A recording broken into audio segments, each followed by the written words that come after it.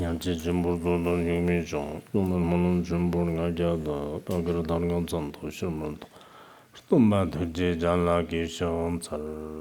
To liberate sentient beings, please generate the supreme bodhicitta before we start today's teaching. 시시들지 논반 전반디 인더들 장주 냠불 지기르바 대양와르지 가랍쇼 차라바르 돈노즈 밥샹치 마니소 하나하단 하망상 xāngāpār gyārā tēlā rāptam chōpara sōna mēyīn rīmbāp shāngchib sāngyēlā tērnā mē tō chārā rāpta pāp gyārā tēlām chōchām kūrtī shir tāngā nāmkā tētāgar ngāp dōng ngō rāngnē lānā mē pī nē tō shir tēnē gyārā shindar dēngar gyārā tēnē vārjib kārā pshindē nē pchōmdan zirjīg nōn tēyī shāngchib tō pchōmdan zir nōn tēyī shāngchib tō tēcē lāman lā xlōdāng lāma yana tamche rapta gajam gawar kir yondan shigba makso tei tse zhonna kirwa kwawo pchechigir nama chokchik shewa stungum kaptara de fkani wambom chokdi chongdun dong nambaran jembi javlab shigamsarne mawang sankin darna lakshit pe dakchang jiten de tsamzat chang chuji churab tandak surjik surabda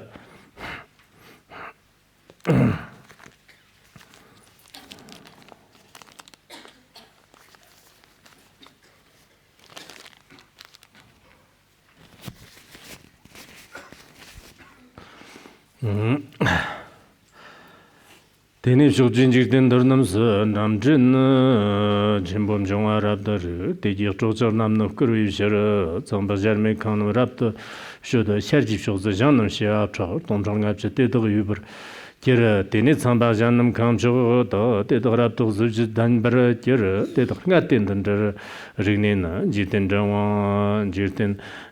zhāngwāng chōngda nyevara lāga zhēmbā tēlā mē tōng ngōmbaran tōr tēlā zharmē kāngchān dāmchīn bar kurlo rabda kurok sorānde tsiksib jabba yanjim chobarab toda tātō ngāi chūsha tīchin tīmin jē mōngor gyarbo tēnā maqsōng gyar tēvzhin dāna lhōyi shoklo dāng tēvzhin dāyāng nabdāng gogo dāng shiāng ashtanga shokdāng shokzim tēvzhin dē tsāng bāb shēwā chak chūg lhag gyara nē zhēmbā tēlā ngōmbar yāng tora tē nabran zhēmbi zhablab shiagam sarar nē zharmē kānam tamchit tēr par tē ngōmbar tōpar shē nē yāng sora wā tāyī shiāndāng kurlo kordok sora karab shēwā māng rāv nida rāv kara nye rāv kār ngōnchib shiāmbir tōpab kētā tānda sora chā mē pīr gōyāng yevarāk sora wām tāyī shīngjīn kēnē nāmbā māngbō chūrnum rāv tāmbē dēmbā zhārnum rāv tā dēbā dāng ngōpōnda dāg tamchit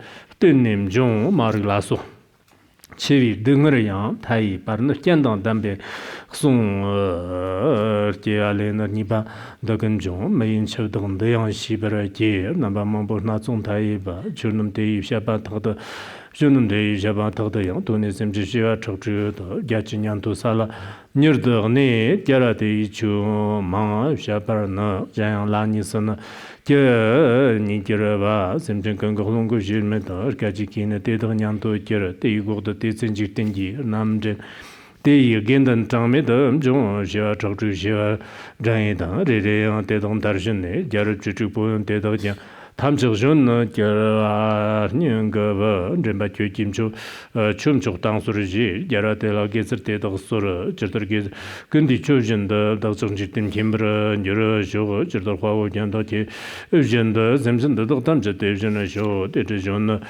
gyara te dag samba tangnar gyara tim kimbe na per nam shiwa chakchu tumayi shangchib tambam chukna rabda tanna gyanam mambo tonga nye tande ngombar shidan shirwa rab the Shanchu Sanhuam Kiba.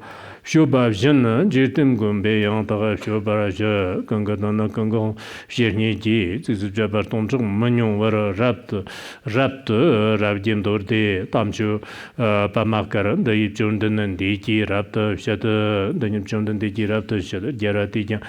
Dorde Tevshatne, Jitim Gumbo, Silga, Kanji, Stansi Tandam, Yamber, Janes, Karajach, Savjata, wara taga dremba tsigla kanji mam jong wara getzer ternam ki ri ne zanji shi zagme jiwa da zhuzhu shua mangbo rajagbe so sur chautan sham den de ne na de da na yam do din de sha de de wara shaba de yu tambala de da den ji tsir de ye shi do de so che po de de ri yang de zena semjen jar tong da gong gong go shi ma ni de la da semjen dai da Number Jarate, the Yang Yonde, the Karangason, Jishan Tong, the Tse Tushir Namdan Hanji, the Kani Tambayan, Kani Tambalayam Chobra, Shoba, Yamba Kabra, Pakshadne, the Church Sanji, Shanju Sanji, the Jarate, the Chain of Chetupo, Shonam Kani, Shonam Kana.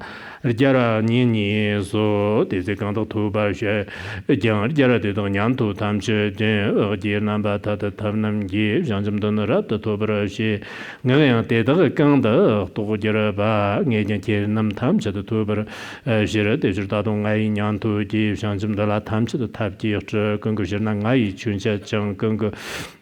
Kanshir Shanjim Chokdang Yet Va, Jenderkin the Tse Munjung, Gelong Tako, Nendra, Manjik Shi, Jertur Gumba Maron, Zulaba, Tomba Neme, Tomba Neme, Tenja, Meba La, Jiang and Rapta, Man Jiang, Chimedo, Teneshiban Jibra, Shiba Yin, the Latier, Tonja, Tomaye, Gumbate, Terji, Teta Jibra, Jera, Gumbate, Tonshan Ravana, Hosanga Janita, Jera, Yang Gumba Raptan Jigbana, Ten Team Samar Kanjera Ba, Kiv, Shikjang Jandana, Sarvate, and the Huajang Trla, Jigba Meda, Chocha, Sheva, Mangbo Teta, Jo, De Zemsum Matela, Mebana, Baba Dr. Woman, and now Dr. Teran, Daniel Dobra. Tetsem Kajang Shindam Zangba Yen, Jemba de Tapsam de Jeh, the Shiban, the Tamshit, no, Daniel Dobro, Rumbo, Chile, Yaman, the Tangaism Topi, Da, Kamba Shiva, Tunga, Jenja, Silla Kandan, Sarve, Jemba Ye, Jonger Chimbo, Mumber, Chernes. Zangdang Babchi Tarjam Mumber, Ganga, Dana Metoki, Metotaki, Yen, Godang, Sibe, Shindam, Zishi, Jean, Jeba, Menson, Meder, Namdan Ba, Journey, Namlander, Jibber Mabshi Raptor, Gavrashu, Jonjim Shok, the Kernum, Tashinji, Jidetonum near the Shiji, Me, Geneted Tamchet Parandrova, Wunjong Shavi, Shirna, Me, Ba, Gumba Marokunle, Garazan de Miandes, Semna Gavar. Shu Tamchang so Jervi Tsuru Nation the Murshi de Young Meba, Tsurjokur Meba, Namla, Yun, Dono, Shin, and Donazam Churchon Chirate, Tiernam Kuru, Rignena, Tiernam Shermer Dobra Shavisher, Dunjan de Iku, Tam Keba, London Roger Sunji, Sunji Gerno de Janum Sun, Mamcho Marte, Tocheva Tongan, Jembaye, Nyomorgung, Yormani, Jean, Jovi. Kyovi Semjan Tagjan Devjanam Ton, Devjan de Tunda, Nesam Dev, the Vilnes, Yang, Debi, Sher, the Tamshir Jizo, Toba, Rabjam, Sala, Ketcher, Sher, Gangatsena Ketcher, Lu, Nender, Nebra, Rabjam, Tamsham Tonin, the Eagle, the Tamshander, Dide, Chunda, Jevjan, Yang Tonsha, Do, Jono Chimbo, Tabasum, Tembar, Namjir, Namji, Talam Kebarte, Tabachite, Nisa Yodma, Yen of Tuiton, the Tabak Niftanto. Gernon Tako Teshire, Terang, doesn't Ginem Yang Mandate, Kyoji Tamjin Kimba, Ishi, Shire, Toji Tamjin Kincher, Ishi, Shire, Sonja, Lapchin Tamba Kibraji, Namjik Tamjin Kenji, Ishi, Tova, Jaro Churnam Kanta, Stopchetan, Samjitsanim, Sanji, Zirdan Ba, Sanji, Kirnam Yang. Debayan, Demba Namjik Tamban Dandate, Tuishernam Yang, Debra Song, Narsu, name Yang and Dapshire Gun, Tamchin Kimbi, Tamchin Kenji, Silak, Ji, Shad, Tambichu, Pamakarole, Munji, Juri Lega, Ji Shavate, Dunba, Wo.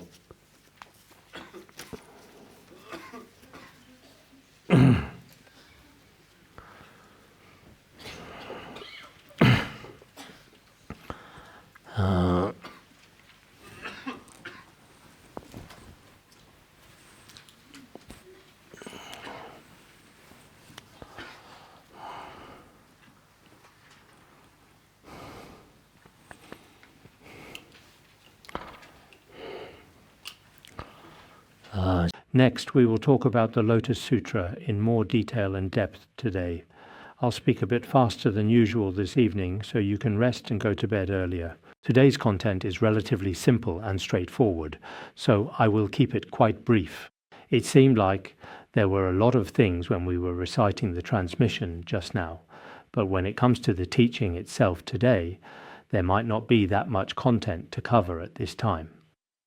First, let me briefly talk about a story about the merits of the Lotus Sutra this evening. The central and most significant point is that those individuals who diligently recite and earnestly study the profound teachings of the Lotus Sutra are consistently and powerfully protected by the benevolent heavenly dragons and vigilant Dharma protectors, not only in the spiritual realms but also very much within this present world. There are indeed many Dharma protectors who come to offer their sacred protection. This significant fact is also clearly mentioned in the biography of the Lotus Sutra. There once lived a monk named Senji. He was known for strictly upholding very pure and unblemished precepts throughout his monastic life.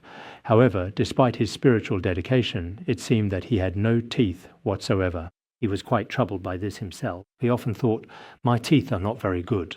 Last year, there was indeed someone who was without any teeth, but currently there is no one like that.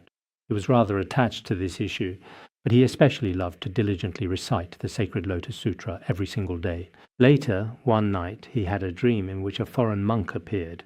A foreign monk, specifically an Indian monk, arrived. This monk carefully used a slender twig and gently touched his gums directly with it. After he awoke, not long after this event, he astonishingly grew entirely new teeth. It was truly quite a miraculous occurrence. After that, he continued to recite the Lotus Sutra even more diligently. Once, while he was reading the Lotus Sutra on an ancient pagoda with deep concentration and sincere devotion, he got a bit sleepy. It seemed to be on a cliff or something very high and dangerous, and he fell off. As he was falling down, someone caught him in mid-air. He didn't hit the ground. Then he asked, "Who are you?" The person replied, "I am Vaisravana, one of the 4 heavenly kings." He said, "I not only protect you, but anyone who recites and upholds the Lotus Sutra, I will protect them for a very long time." Of course, those individuals without faith, those who do not believe, are a completely different matter. If we truly understand this kind of protection that comes from the Mahayana Dharma guardians. Actually, there are many sentient beings, such as the 8 legions of Devas and Nagas, that we cannot perceive with our naked eye. Including the Tantras we talk about in esoteric Buddhism. There are many, many Dharma protectors watching over them. In our daily esoteric practices, especially with teachings like the Longchen Yingtik and the Jetsun Yingtik, these heart essence teachings are mainly protected by the 3 great Dharma protectors, along with many other protectors. So if we deliberately and maliciously destroy or unjustly slander them, then we will inevitably and justly receive a corresponding and severe punishment for our actions. Conversely, if we are genuinely protected by their benevolent presence or carefully carry them with us at all times, then there are many beings invisible to the naked eye, such as the 8 classes of Devas and Nagas who will also protect us. So, whether we are going out in our daily lives, if it is convenient, we should carry a copy of the Lotus Sutra with us. It truly brings immense great and considerable merit. Many of the 8 classes of Devas and Nagas will also follow us and protect the person carrying it. So, this particular point is also extremely important and holds significant weight. Just a moment ago, Vaisravana also stated directly and unequivocally, "Anyone who sincerely upholds and practices the teachings of the Lotus Sutra, I will most certainly and steadfastly protect them." Those who truly have faith should have many profound experiences of this, right? As for Dharma protectors, personally, this is how I feel. I have great faith in the Dharma protectors as well. Whether it's in many aspects of my career, in my professional work, or in my personal daily life, the profound inspiration and creative ideas they consistently bring, the unwavering protection and steadfast support they always provide, and the numerous and various blessings they generously bestow upon me throughout my journey. These things are truly incredible and beyond imagination. At our institute, we also frequently recite prayers to the Dharma protectors. I hope that every class will continue to recite prayers to the Dharma protectors. When we recite prayers to the Dharma protectors, the blessings and power are truly inconceivable. In the past, our His Holiness Jigme Phuntsok also said, sometimes when we earnestly pray to the Dharma protectors or the Yidam, these powerful Dharma protectors, in various and often surprising ways, can indeed transform many challenging obstacles into valuable opportunities for the spiritual path. Many people's minds, the Dharma protectors of the virtuous teachings, can transform them through their miraculous powers and strength. Once our minds are transformed, everything we do will truly go very smoothly indeed. So in our own Larungar, in our everyday life, especially here at Vajra Demon Subduing Continent, basically whenever there are classes for more than 30 long years, I have always indeed, truly, never stopped the collective offerings to the Dharma protectors, not even once. This includes every class. We also place great importance on the offerings to the Dharma protectors. Everyone doesn't need to go out of their way, because when it comes to making offerings to the Dharma protectors, sometimes if we do too much, or if there are too many outward displays, especially now in the internet age, there are all kinds of slander and all sorts of opinions. This is mindful of that very point. But in our daily practice of making offerings to the Dharma protectors, especially this year moving forward, including inviting some revered lamas, and having our dedicated volunteers here participate in the consecration ceremony together, in many aspects, we also place great importance on it in our actual actions. I truly believe that a lot of power has also been miraculously felt as a direct response. As the saying goes, only the one who drinks the water knows if it's hot or cold, so I won't say much more here. Many of our Dharma friends should have experienced this as well, whether it's our immediate surrounding environment or many other significant aspects of our lives. Through our own sincere prayers, we can truly make a difference. Through our own practice of patience and through our own recitation of the Dharma protectors' sacred mantras, many things that are quite difficult to manifest or even explain.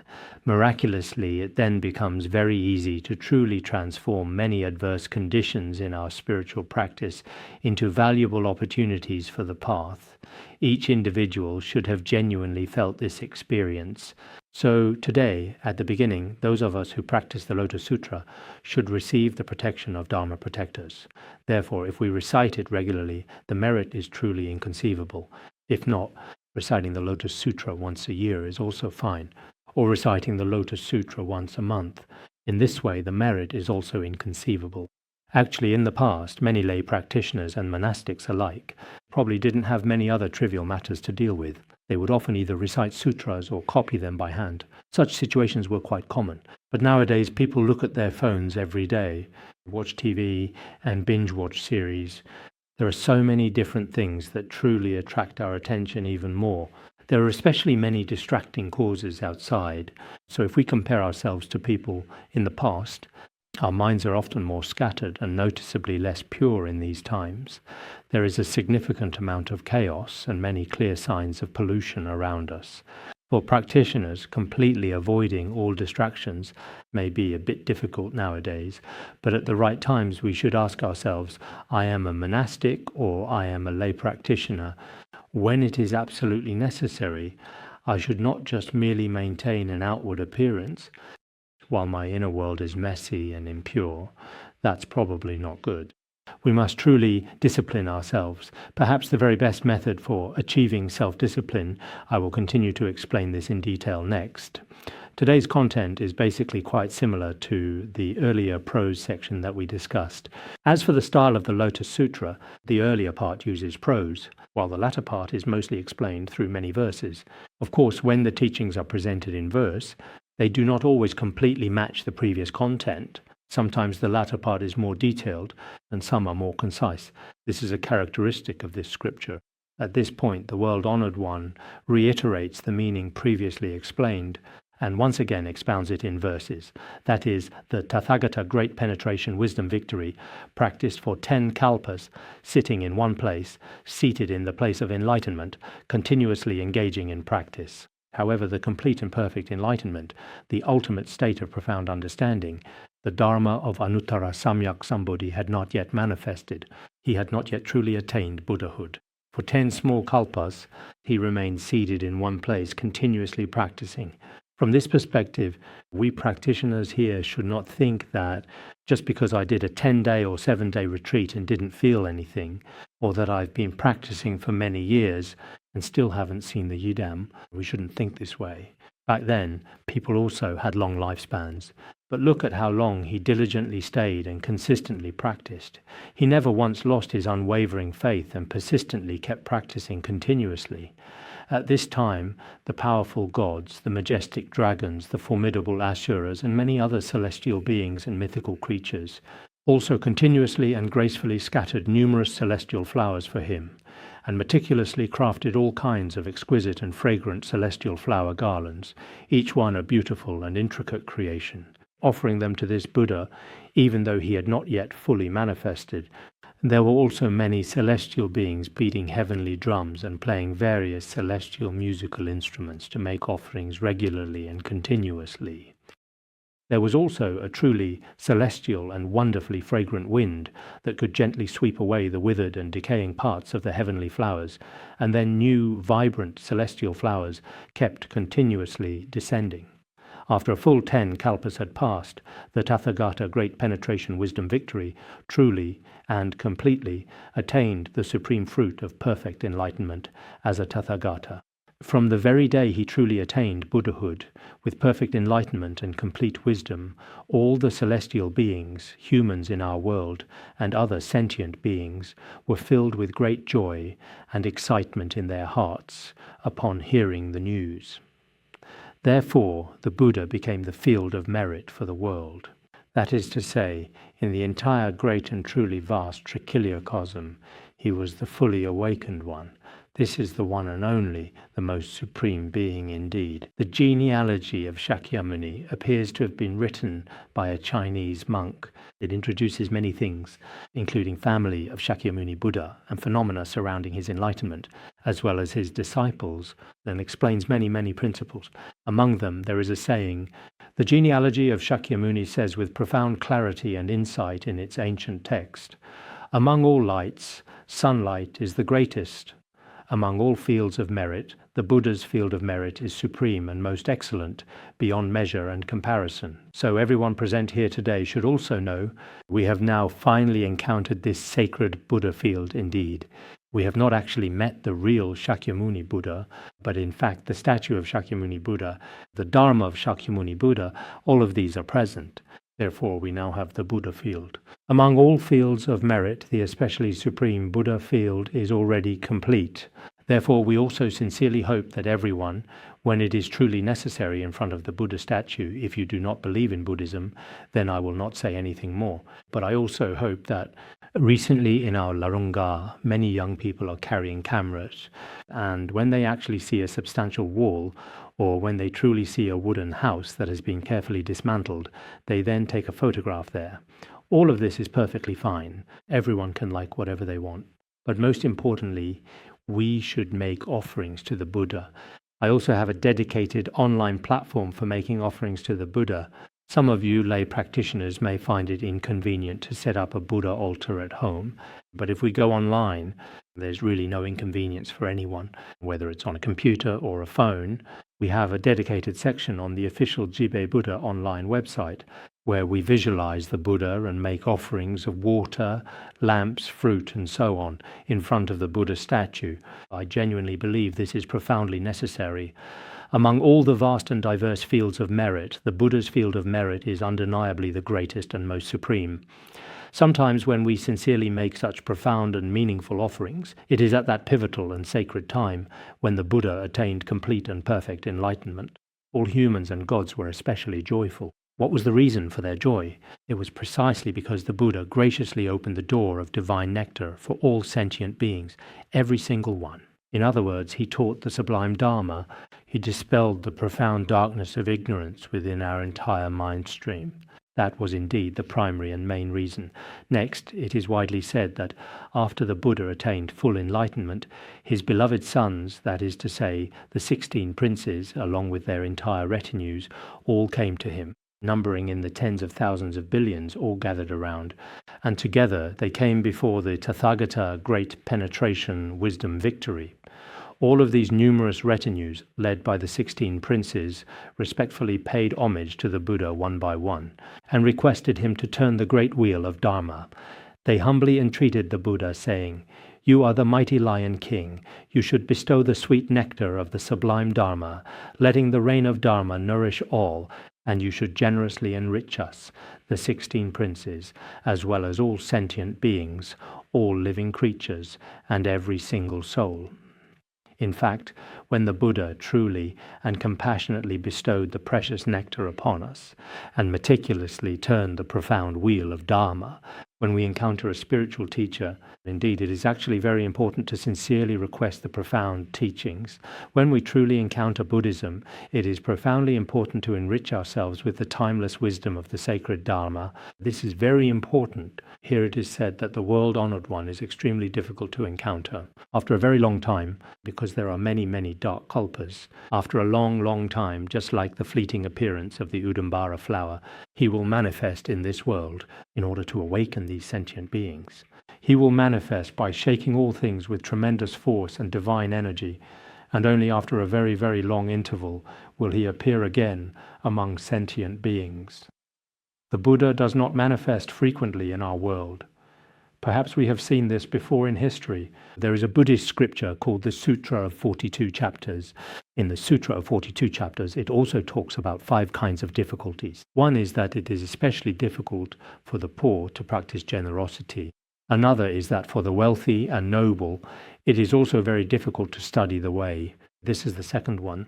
The third is to control one's fate and not die is difficult. We already know a bit about destiny and controlling one's fate. We know some fundamental principles and effective methods about fate, or about controlling our own destiny. But to truly avoid death, since everything is impermanent, this is very difficult. Another one is that it is difficult to encounter Buddhist scriptures. Being born in the time of the Buddha is difficult. To encounter Buddhism and to meet the Buddha is extremely, extremely rare. I remember that in the Sutra of 42 chapters it mentions these 5 kinds of difficulties, and indeed that is the case. For poor people it is also very difficult for them to give or make offerings. For wealthy people to have them study the path, to truly learn some knowledge is also very difficult.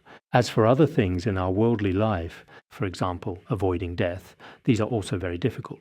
What is even harder, a truly profound challenge, is for sentient beings, in their myriad forms, to encounter the profound teachings of the Dharma or come across the spiritual path of Buddhism. This is extremely, extremely rare. So here as well, everyone should have a sense of joy. What is this sense of joy? One thing we often talk about is the rarity of obtaining a precious human life. Among these precious and rare opportunities, encountering the Dharma is indeed very difficult and truly exceptional to experience. Therefore, I think that for those of us present here today, since we have all encountered the Dharma, I sincerely hope that everyone will not waste their precious lives in vain. If we could all truly become excellent and dedicated practitioners, it is indeed quite hard to say, both for ourselves and for all others. Some of you have been ordained for many years, and some have studied Buddhism for many years. But to truly become a truly qualified practitioner, this is indeed difficult in the age of the Dharma's decline. However, when compared to others, for example, those individuals who have absolutely no faith at all, or those who possess no genuine interest in this whatsoever compared to them, I feel that we are still very especially fortunate to have such an opportunity indeed. I am saying this bottom of my heart. When we just came into this world, we still encountered our teachers. When we came this world, Buddhism had not disappeared, and the light of the Dharma remains. The light of the Dharma remains. If I encountered wrong views or misleading teachers, perhaps I would understand nothing. But I know karma and cause and effect. So my own personal life will not change fundamentally. Not changing is very important indeed. Right now, my greatest hope is that we do not keep changing back and forth. Today you may be a devout Buddhist, but tomorrow you might potentially become someone who completely slanders the Buddha. Or today you are a particularly devoted and diligent practitioner, but after a significant while your change is extremely drastic and profound. No matter which religion it is, or in any monastery, there are always betrayers. Generally speaking, this is very rare, but it has happened in the past as well. I think such people are truly pitiable. Therefore, it is essential that we consciously take complete control of ourselves and our actions. We should always strive to make our choices and decisions with a truly joyful and contented heart. It is an exceptionally rare and precious occurrence to genuinely encounter the profound teachings of the Dharma in this lifetime. However, we have indeed been granted this extraordinary and invaluable opportunity.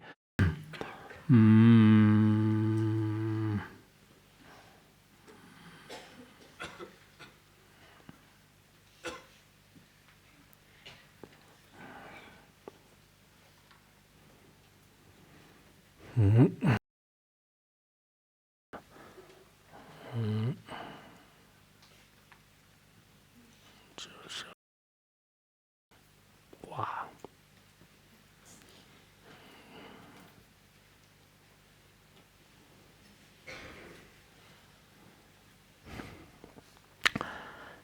Next I will talk about this because they specifically requested the turning of the Dharma wheel in front of the Buddha, you see.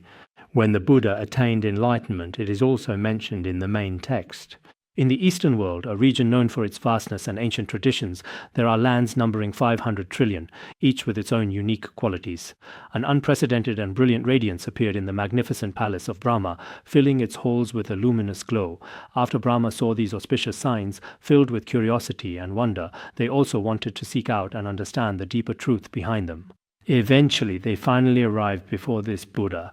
They also made offerings of various beautiful heavenly flowers, and they presented their palaces as offerings. Moreover, they requested the Buddha to turn the Dharma wheel.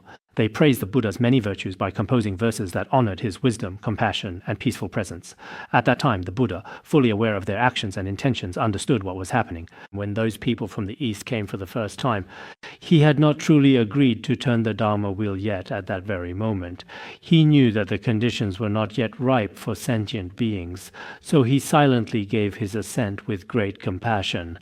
But at that time, he did not turn the Dharma wheel. Later, those from the three other directions, just now it was the East, from the south, the west, the north, and the four corners, as well as the Brahmas from above and below, after they had all received various different auspicious and favorable signs, they too brought with them their own beautiful heavenly flowers, and sat quietly within their own palaces.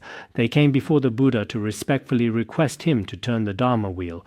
They began to speak, expressing with deep reverence and sincere respect that the world-honored one, the Buddha, is truly and especially difficult to encounter in this world, and that the Buddha, out of his original profound vow and boundless compassion, should kindly open wide for us all the gate to the precious nectar-like Dharma, and turn the unsurpassed and incomparable Dharma wheel. Therefore, after encountering the world-honored one, we should first understand that the world-honored one is truly the greatest field of merit in all the world without any doubt.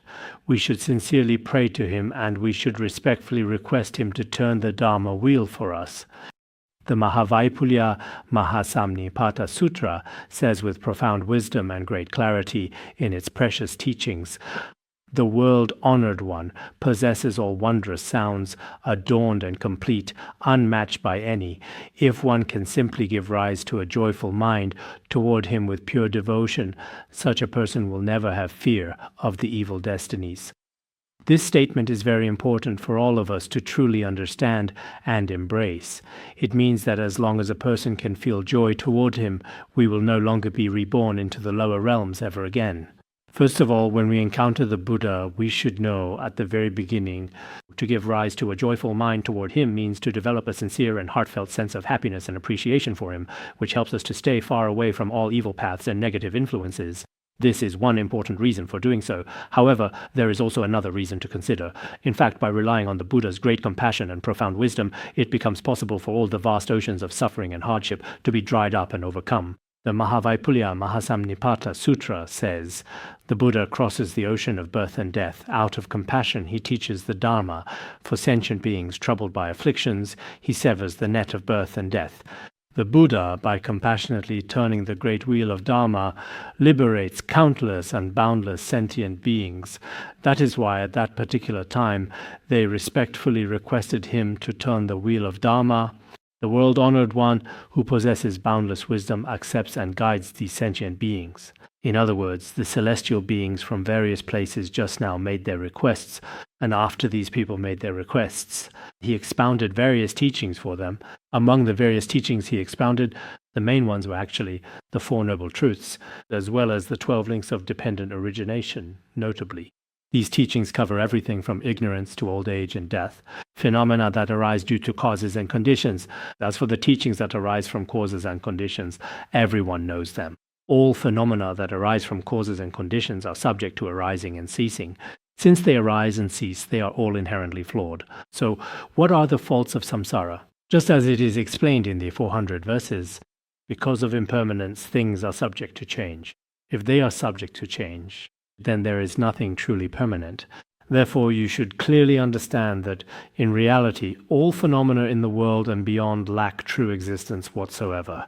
At that time, the Buddha taught them the Dharma of the Four Noble Truths and the 12 links of dependent origination with profound compassion and perfect wisdom according to their capacities.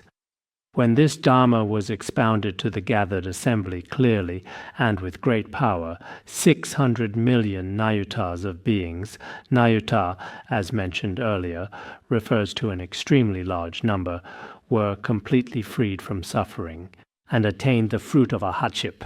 When the Buddha first turned the wheel of Dharma, which refers to the moment he began teaching the path to enlightenment, 600 million nayutas of sentient beings, an incredibly vast number of living beings, attained the fruit of arhatship. This means that they reached a state of spiritual realization, freeing themselves from the endless cycle of birth and death. During the second turning of the Dharma wheel, countless sentient beings, as numerous as the countless grains of sand along the banks of the sacred Ganges River, also attained the profound state of non-receiving Dharma, the arhat fruit of emptiness, free from rebirth. Afterwards, they too attained the path. The second turning, the third turning.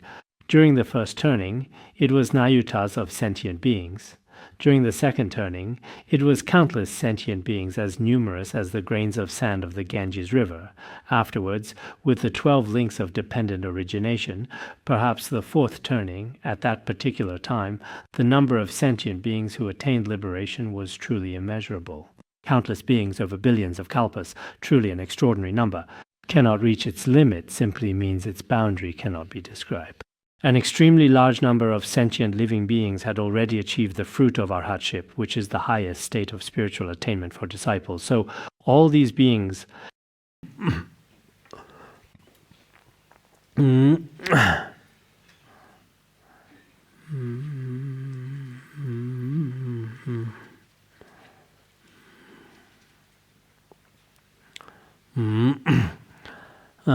Next, it is said that the 16 princes renounced the household life with sincere devotion and determination and became novice monks, Śrāmaneras, and they also requested the Buddha to turn the wheel of the Mahayana Dharma.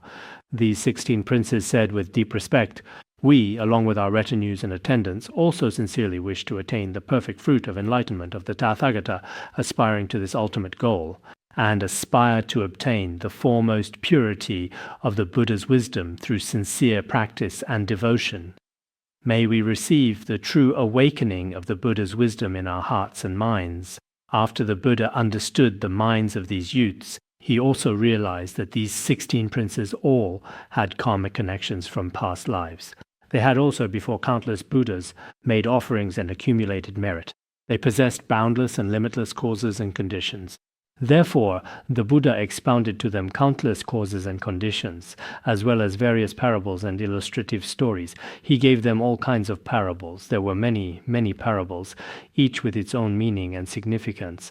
The Byeza Ahan Sutra says, "If there is no repeated birth, there is also no repeated death, and thus, as a result, there is no repeated sorrow.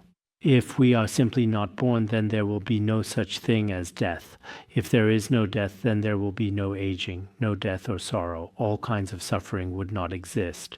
So here he spoke to them about a number of insightful parables filled with profound meaning and truth, and the causes and conditions for severing the cycle of rebirth, including what is discussed in the root stanzas of the Middle Way, many principles related to the 12 links of dependent origination. He also expounded on the 6 paramitas, as well as various stories of miraculous powers. There was also the discrimination of the true Dharma, that is, the true Dharma of the emptiness teachings, and the 37 factors of enlightenment practiced by Bodhisattvas and so on. It is said that the Lotus Sutra is as numerous as the Ganges sands in verses, which means that at that time, the Tathagata, great penetration, wisdom, victory, taught them countless verses of the Lotus Sutra, as numerous as the sands of the Ganges. As for the verses as numerous as the sands of the Ganges, there are two possible interpretations. One way to explain it is this. In simple terms, the Lotus Sutra is not just a single version as we have it. It actually contains an extraordinary number of verses. This is one way to understand it. Or it could mean these verses were repeatedly taught by the Buddha to them. For example, if he taught for 84,000 kalpas, repeating the teachings, then as numerous as the sands of the Ganges also means a huge number. In itself, it already means an extraordinary amount. Our version of the Lotus Sutra contains verses as numerous as the sands of the Ganges with so many scriptures. Sometimes it's hard to say for sure. But since he taught them repeatedly and explained it to them in various ways, this can also be explained in this way. After the Buddha taught them the Lotus Sutra, he later entered a quiet, peaceful room and went into meditation. With single-minded and unwavering focus, he sat calmly and serenely in his own meditation chamber and entered samadhi. He remained in this meditative state for 84,000 kalpas without coming out of it. At this time, these Shramaneras saw that the Buddha had already entered samadhi, but they did not become distracted or scattered. I also mentioned this the other day. Generally, for example, when a master enters samadhi, or goes into retreat for a period, or has already passed away, then at such times when our teacher is no longer with us in this world as disciples, what should we do in response? Some disciples choose to build stupas for their master as a way to show their respect and gratitude, going out every day to beg for alms and raise money. But I think none of this is really important.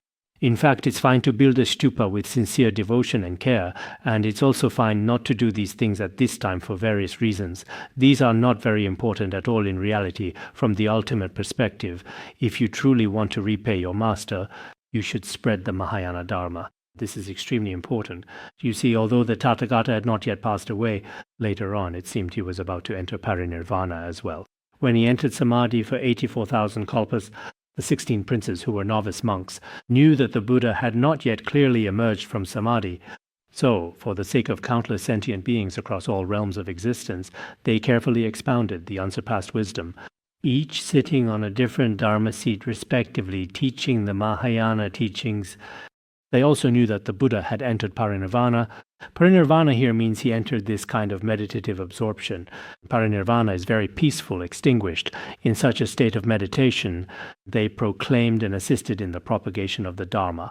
In other words, they helped the Buddha to spread the Dharma, meaning they supported him in sharing his teachings and guiding principles with others so that more people could learn about and follow the path he taught.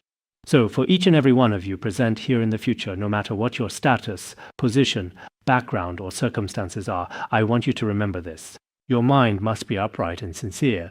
Do not approach the Dharma with any ulterior motives or impure intentions at all, including within some of our current groups and communities where we gather. There are all kinds of people engaging in pyramid schemes, claiming to be teaching the Dharma in name, but in reality they are actually promoting their own personal brands and unique cultures, often talking about their own things and interests. Actually, this is really not good. I hope that all the counselors we train in the future will also not, in the process of teaching the Dharma earnestly and with great care and skill to others, as we have previously required, including when we perform life release and when we do chanting support now. These things should be kept very pure and not mixed with worldly interests. If we add some personal interest to it, sometimes we might. For example, when our Buddhist college occasionally renovates the sutra hall, or when I am building something at the school or constructing something at the monastery, these are things that are often needed. But we have always never mixed these things into our classroom teachings at any point in time. This is very important to understand and remember clearly. I hope that in our future classes, whether in study or during life release activities, we generally do not participate in a lot of personal promotion these days. This includes promoting your own teacher, your own center, and so on as well. If we do this over time, some people will not be able to tell things apart at all. It becomes a mix of good and bad, and in the end, some people do gain new knowledge.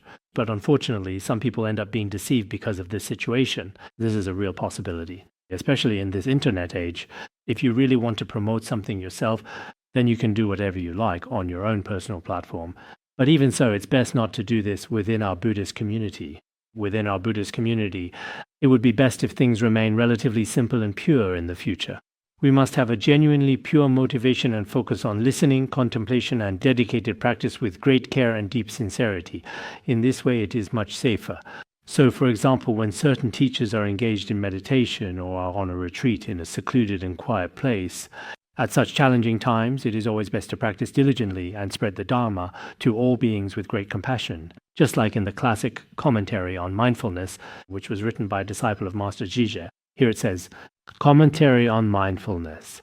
Practicing according to the teachings with sincere faith and dedication is called repaying the Buddha's kindness. It also helps propagate the Buddha's teachings in this world, and is likewise called repaying the kindness of the sages. So, if we help to spread the Dharma with pure intention and wholehearted dedication, the merit is also extremely great beyond measure and comparison in every single way. Therefore, in the future, just like you see these novice monks who practice diligently, each and every one of them begins to liberate sentient beings, and the number of beings they help is also especially large. There are 6 million times as many sentient beings as the sands of the Ganges River in all worlds and realms. They will also gradually guide and liberate them with great compassion and wisdom. This brings about tremendous merit. After the Buddha entered parinirvana, those who had personally listened to the Dharma in the presence of the Buddha in the various different Buddha lands would often be together with the Buddha and his retinue, never separated from their teacher, life after life. It is in this particular way that he proceeds carefully and thoughtfully. For example, when the Buddha himself was teaching the Dharma at that time, the sentient beings around him, they were all in different circumstances, and received corresponding guidance and liberation together with him, benefiting from the wisdom and support that were offered during that time. There were also 16 novice monks who, through their sincere efforts and dedication, fully attained the Buddha's path now throughout the 10 directions, which refers to all realms and regions. These 16 novices, who once began as students, later attained perfect enlightenment. The listeners of the Dharma at that time also, later on, when the 16 Buddhas were in different environments, they too, when in his presence, some among them became Śrāvakas or disciples, and gradually, over time, attained Buddhahood. Shakyamuni Buddha then said, At that time, among the group of 16 novice monks, I myself was the 16th. It was because I once expounded or explained in detail the skillful means and methods of the Dharma, for you, the sentient beings, that this came to be. And now I also have the karmic connection to gently guide you on your path. Because of that karmic connection at the time, the karmic connection for teaching the Lotus Sutra at that time, so now I am also leading you along the path toward Buddhahood, guiding you forward with care and intention. Therefore, I ask you not to be afraid or worried. Now let us reflect for a moment. What are many people like in the world nowadays? They do not believe in the Dharma, and they indeed feel fear and rejection toward the Dharma. So here the Buddha has already said, be careful not to harbor any fear at any time. You really should not. In some commentaries and annotations on the Lotus Sutra, do not harbor doubt and fear. But in the Tibetan version, it also says, not to doubt, do not hold a fearful mindset. What this means is that, in fact, in this present life of yours, the sentient beings who actually encounter me at this very moment in time indeed had different karmic connections in the past as well. So there is no need at all for you to feel fear or be afraid in your heart. Instead, you should allow yourself to feel a true sense of joy and happiness. This is because at that time the Buddha formed a meaningful and compassionate connection with you, the sentient beings, which also includes every one of us who are present here today, right? We too may have heard the Lotus Sutra in front of the Buddha at that time, or perhaps other scriptures. And for this reason, before the Dharma had disappeared, we were able to encounter the Dharma in this very life. This is also exactly why I think that many of us, if we develop any fear or doubt toward the Dharma, or if we harbor even the slightest sense of disrespect, should be especially mindful. It is best to confess and repent ourselves, as this honest act helps us acknowledge our mistakes and seek forgiveness. This includes when we encounter certain teachers with wisdom and deep understanding. At first, many people feel joy and respect in their hearts toward them. But as time eventually goes on, some, due to their particular karmic connection with the teacher, not only do not develop wrong views, but their genuine respect and true joy persist for a long time in their hearts. For others, due to a variety of different causes and conditions, there may be a phenomenon where their faith declines over time for various reasons. So I think that once we encounter a spiritual teacher with true wisdom and compassion, it is best not to break this connection for any reason at all in this world or beyond, even for lifetimes to come. We should strive to maintain this connection in the best way possible with pure faith and sincere effort every single day. Next, the analogy of the conjured city is discussed in great detail here too. Now let's talk about this story in more detail.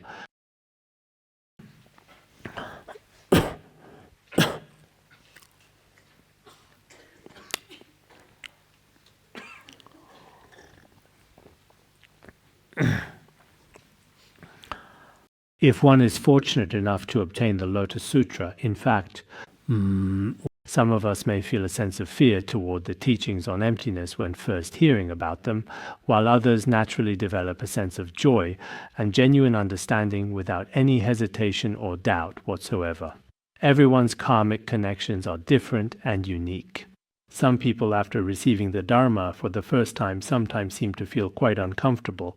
For some, even if they are reborn as animals, that's also possible. There was once a person who recited the Lotus Sutra with deep faith and pure intention. He especially liked quiet and secluded places away from all distractions. He felt that in the noisy city, his own practice was not particularly strong or effective.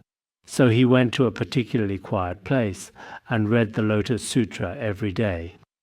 One time when he was returning from his alms round, something unexpected occurred. A python, which is a venomous snake, appeared in his path. In fact, this venomous snake was also acting out of its own karma, just as all living beings do. Every day it killed many, many sentient beings, taking the lives of numerous small animals and creatures that happened to cross its way. Relying on its sense of smell in all situations and circumstances, it could sense things at great distances. Its sense of smell was exceptionally keen and powerful. Originally, it wanted to eat that practitioner, and when it got close, as it approached, the practitioner was quietly chanting aloud the revered Lotus Sutra.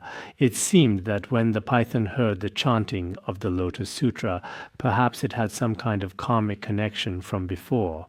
It immediately became joyful, yet also deeply saddened at the same time, and began to shed tears. But the practitioner, however, was very frightened and alarmed. He said, "Go away, go away." As soon as he saw the enormous thick python slowly coming toward him with menace, he felt very unsafe. But later the python didn't leave either. And then he said, "If you don't harm me, you can stay here with me. But if you do harm me, I will be very afraid." That python really did understand human language. Not only did it not harm him, it was especially respectful and considerate toward him. Later it would often go into the mountains, sometimes traveling along quiet paths to gather some fresh fruit. It would bring the fruit as a thoughtful offering to this practitioner, who always appreciated the gesture. Over time, as these visits continued, the two of them became good friends, sharing moments of companionship. Much later, after a long period had passed, one day it disappeared, leaving the practitioner to wonder about its fate. After it disappeared, he was very sad. When he went to look for it, he found it with a piece of fruit in its mouth, seemingly inside a tree. He didn't know what it had fallen into, and then it died. He was feeling very sad and heartbroken, so he gently took its body and recited sutras for it with deep respect. At that moment, all kinds of flowers rained down from the sky. There were also auspicious signs in the heavens. He asked, "What is the cause of this?" Later, a celestial being appeared in the sky and told him, "I am the reincarnation of the python. Now I have been reborn in the heavenly realm." Afterwards, this celestial being would frequently appear and engage in conversation with him. He would often discuss in detail about how, in our heavenly realm, some people's hands often gently emit a soft light, which is somewhat different from any other celestial beings. Actually, this person used to transcribe the ancient scripture known as the Lotus Sutra, in fact.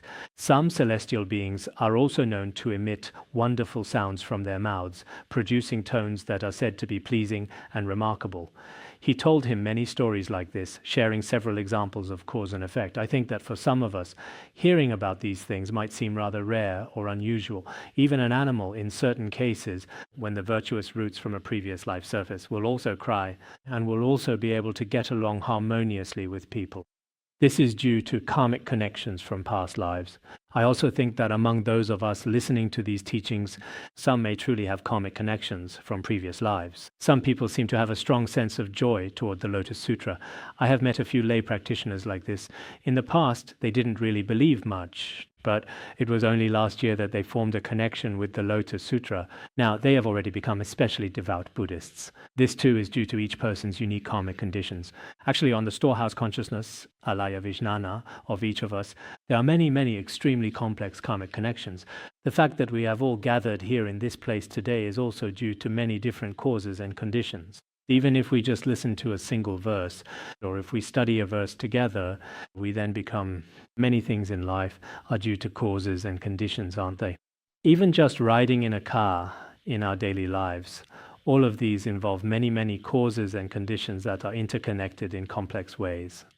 So here we also want to share with everyone, the Buddha also told us that we have had many causes and conditions in the past, including many, many connections with the Lotus Sutra. These causes and conditions do not simply arise out of nothing. Everyone should be able to easily understand this. Now let's talk about this story. For example, there is a particularly dangerous place, a remote place full of poisonous beasts. Remote here seems to mean far away and isolated. It refers to an especially distant journey, one that covers a considerable distance, where there are many, many poisonous snakes and wild beasts, and there is hardly any grass or water to be found around here. Everyone is especially afraid. It's just such a place. But in this place, there are countless millions of people who want to cross this dangerous area, and the road is particularly long and difficult to traverse, about 500 yojanas in length altogether. At this point, everyone feels it is extremely difficult. There is a guide who is especially well-read and highly knowledgeable. He possesses a certain degree of wisdom. His wisdom allows him to fully observe and discern the beings on this dangerous path with profound insight and understanding, and with his abilities he can save them from all of their suffering. These people have reached the side of the road. In the long passage we read that day, it was about 100 or 200 yojanas. In the Tibetan version, it says 300 yojanas. By that time, they all began to feel exhausted because they were in the middle and the road was especially hard to travel. At this point, they say, "I'm really tired. I just can't walk any further. I can't go on. I need some water." How much farther is it? That day when we looked at Larangar over there from our vantage point in the valley, sometimes the people walking up the road all looked especially exhausted. They were extremely tired and finally said to the guide with breathless voices, "We are now weary and truly very exhausted, really tired. We don't want to go on. We really want to turn back, to go back." At this moment, the guide thinks to himself, "These people are truly, in every sense, pitiful. How could they want to turn back now?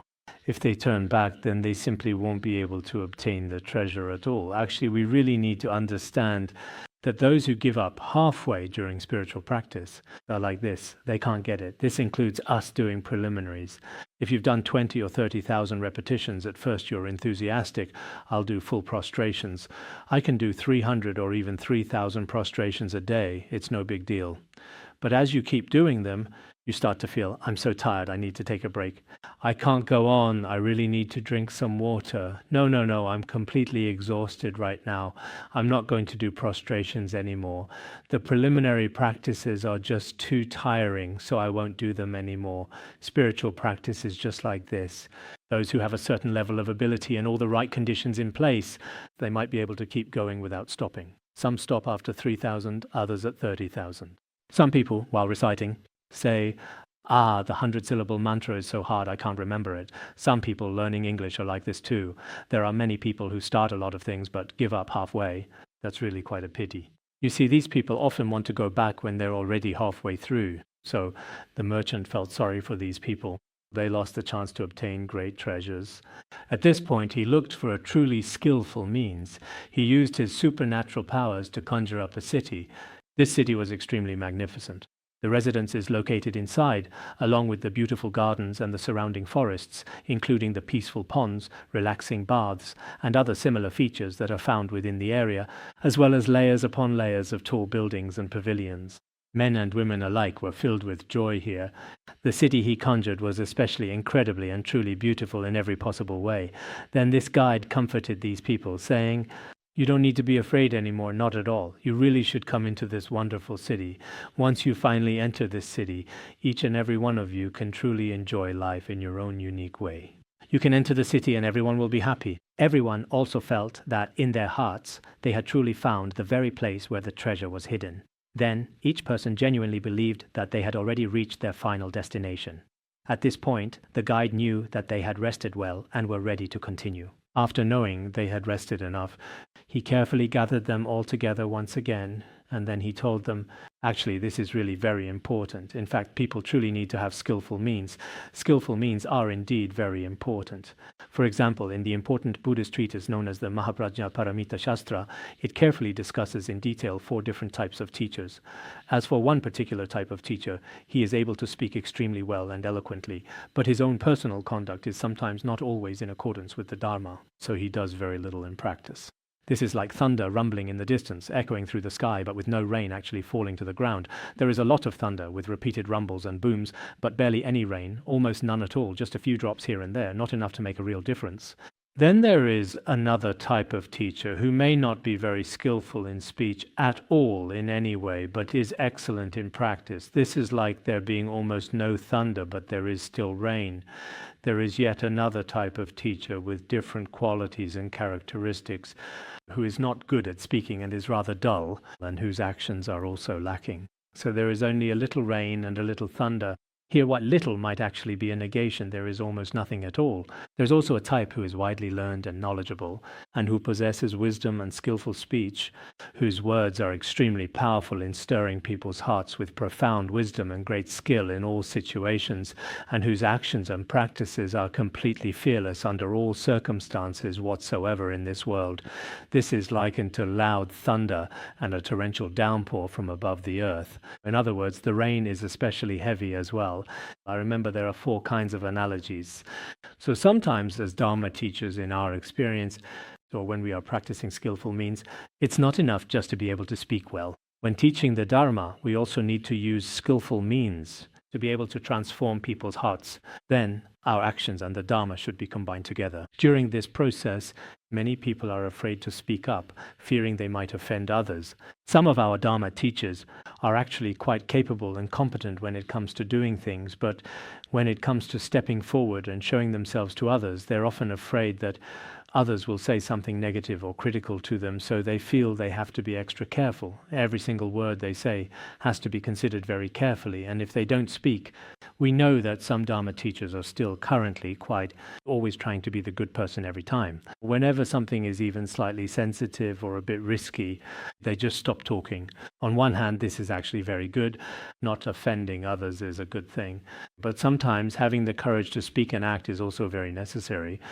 Otherwise, some things are extremely difficult to accomplish. In this process, skillful means are absolutely necessary. For example, if someone wants to practice, but they simply can't accept our great teachings, at times like this, we shouldn't set the bar too high for them at the very beginning of their path. Let them. It's okay. You can first go easy and take small steps. At the very start, telling them, you can't drink, you can't smoke, you can't wear shoes, you can't wear hats, be careful. Nowadays, some of our lay practitioners and monastics, the first thing is, you can't do this, you can't do that. This is simply not allowed, You can't eat while you are listening to the teachings, and you also can't just stare. There are so many different things that you really can't do. With all these rules, people get scared right from the start. At the beginning, it's fine. Have something to eat if you want. Didn't I say the other day, some of you lay practitioners who just arrived, it's okay to sit in the women's section too. It's fine. The first time you come, you won't break any rules. But when you come the second time, you should follow the rules. Sometimes we find it necessary to be like that, using expedient means in our teaching, just like the merchant here, who conjured up a city with his magical abilities. He really created an illusion. Maybe it was real, or maybe he was just temporarily showing them a skillful means. This is very important. The methods we use to help sentient beings are very important.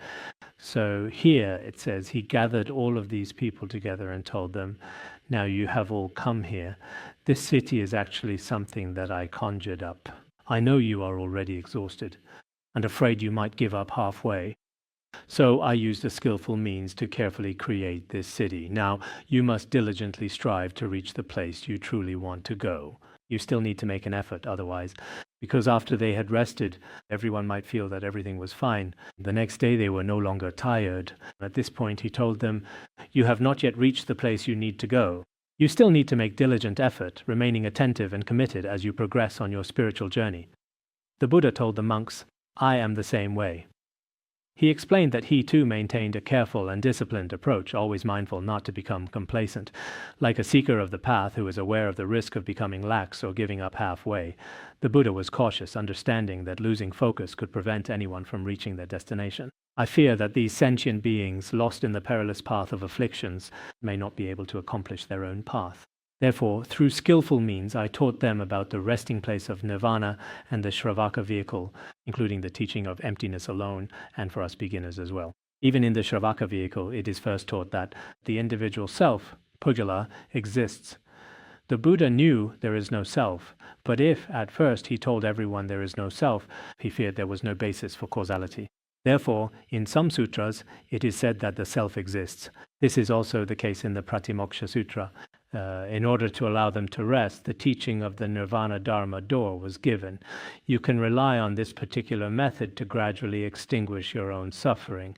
After this is accomplished, one truly understands Nirvana and can then attain arhatship. At the beginning, many Hinayana sutras, as everyone knows, including many in present-day Theravada Buddhism, have no knowledge of Mahayana Buddhism at all. They say, if I attain the fruit of arhatship, that's enough. I have been to some Theravada Buddhist countries, and some people there understand Mahayana principles, while some have no idea about it. We attain the fruit of arhatship, and achieving the most peaceful and ultimate nirvana is enough. This is how it was at the beginning. The Beacon of Certainty also discusses this topic very clearly. The ultimate meaning of the Lotus Sutra, actually, as we study this time, we should understand that there are many differences between Mahayana and Hinayana Buddhism. For many dedicated followers of Hinayana Buddhism, it might not be easy to accept at first, but as Mahayana practitioners, we understand why the Buddha taught certain doctrines in Theravada Buddhism in this way. Actually, not all of Theravada Buddhism is like this. There are also aspects that are very similar to Mahayana Buddhism. They know that after attaining nirvana, one achieves the state of arhatship, after attaining the fruit of arhatship, or after you have studied for a certain period. In irreversible Hinayana Buddhism, everyone is gathered together, and the true Dharma is taught to them. It is said that the Buddha, through skillful means, taught the three vehicles separately, but ultimately there is only the single vehicle of Buddhahood. Temporarily, for the sake of rest and respite, and because it was what could be accepted, the two vehicles were taught. Today, I am truly proclaiming this to you with great compassion and wisdom. What you have attained is not the ultimate extinction of all suffering and delusion yet. For the Buddha's omniscience now, in order to attain the Buddha's omniscience, you should apply yourselves diligently. Just now I also told those merchants, you still have a journey ahead, you must continue on, because they have all rested well. If you set out again the next day, there should be no problem. For now you can accept the doctrine of emptiness of self, or the nirvana of selflessness of persons at this stage. In the end, they themselves will also be completely fine. Then, with renewed great diligence, you will be able to realize the wisdom of all the Tathagatas, including the 10 powers and other qualities of the Buddha Dharma, as well as the 32 marks and 80 excellent characteristics, and so on. You can attain all the virtues of the Buddha, even the true extinction, free from the 4 extremes and 8 conceptual proliferations of all Buddhas. The teacher of all Buddhas compassionately expounded upon this Dharma of Nirvana so that everyone could truly rest. After understanding this rest, one is then truly led into the profound wisdom of the Buddha. Therefore, the Lotus Sutra gives us the thoughtful analogy of a city, which everyone should also strive to understand. The profound principles that the Buddha has temporarily taught us. This is the official completion of the 7th chapter of the Lotus Sutra, marking the end of this chapter. Volume 3 of the Lotus Sutra, the 7 chapters have now been fully explained. In the next class, we will begin discussing the prediction for the 500 arhats. This should be relatively easy to understand, right? In our next class, we will talk about the chapter on predictions.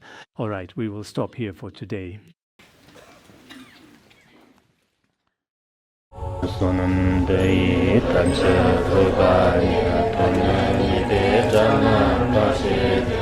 Kirgana jirano chupai, chupun sonen droa droa sho. Bandangara badna asadar dang, Bandhangara Padma Sada Bandhangara Padma Sada